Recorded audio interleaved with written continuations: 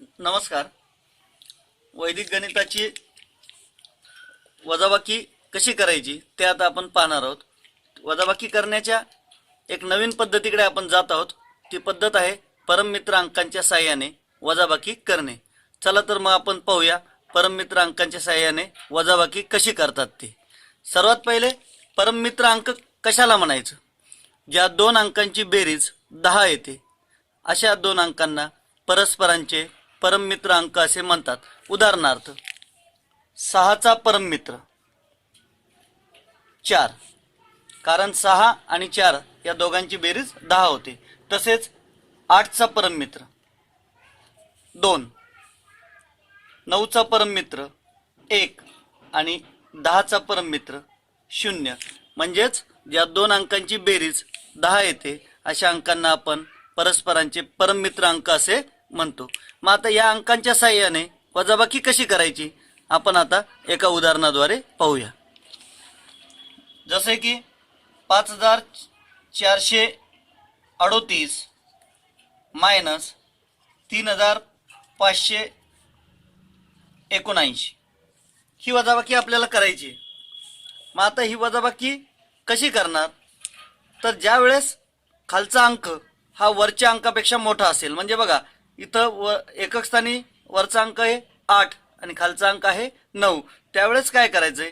खालचा अंक 9 त्याचा परममित्र वापरायचा. मग 9चा परममित्र किती आहे? आत्ताच आपण पाहिलं 9चा परममित्र 1. मग हा 1 वरच्या 8 मध्ये मिळवायचा.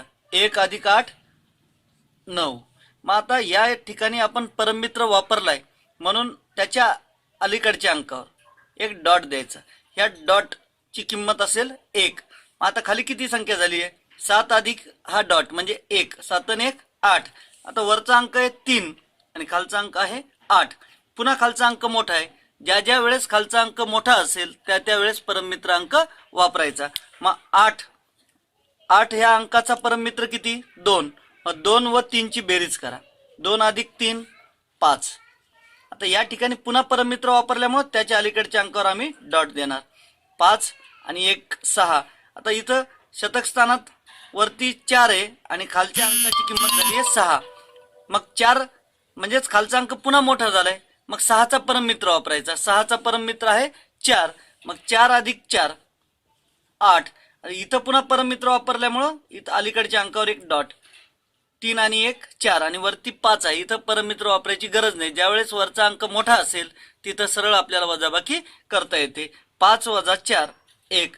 म्हणून 5438 वजा 3579 या वजाबाकीचं उत्तर 1859. आणखीन एक उदाहरण बघूया आपण. 9877 मायनस 8486. आता ही वजाबाकी कशी करता येईल? इथं आता आम्हाला वरचा अंक मोठा आहे 7 आहे आणि खालचा अंक एकक स्थानी 6 आहे. इथं आम्हाला परममित्र वापरायची गरज पडणार नाही. मग सरळ आम्ही 7तून 6 वजा करू शकतो. 7 + 6 1. आता दशक स्थानी बघा वरचा अंक आहे 7 आणि खालचा अंक आहे 8. म्हणजे तिथं ज्या ज्या वेळेस खालचा अंक मोठा असेल त्या त्या वेळेस आम्हाला परममित्र वापरायचं. मग 8चा परममित्र किती? 2. मग 2 आणि हा वरचा अंक 7 या दोघांची बेरीज. 2 अधिक 7 9. या ठिकाणी परममित्र वापरला म्हणून या 4 वर द्यायचा डॉट. या 4 ची किंमत मग किती होईल? 4 आणि हा डॉट म्हणजे त्याची किंमत 1. 4 आणि 1 5 आणि वरचा अंक आहे 8. 8तून 5 गेले 3 आणि 9तून 8 सरळ जातात त्यामुळे 9तून 8 गेला 1. म्हणून या वजाबाकीचं उत्तर आलंय 9877 वजा 8486 बरोबर 1391. आणखीन एक उदाहरण पाहू. 53592 मायनस 34867. आता ही वजाबाकी कशी करता येईल?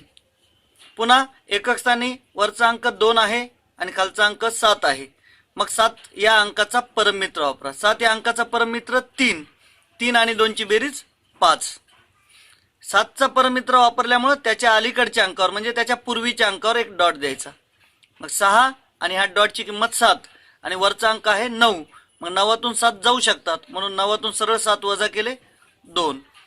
शतकस्थानी बघा, वरचा अंक 5 आहे आणि खालचा अंक 8 आहे, म्हणजे खालचा अंक पुन्हा मोठा आला.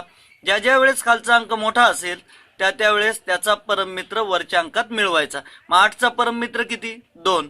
2 आणि 5ची बेरीज 7. इथं या ठिकाणी मी परममित्र वापरला म्हणून या 4 वर एक डॉट दिला.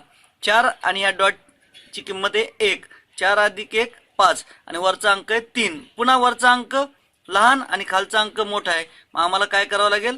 या 5चा परममित्र वापरावा लागेल. 5चा परममित्र 5.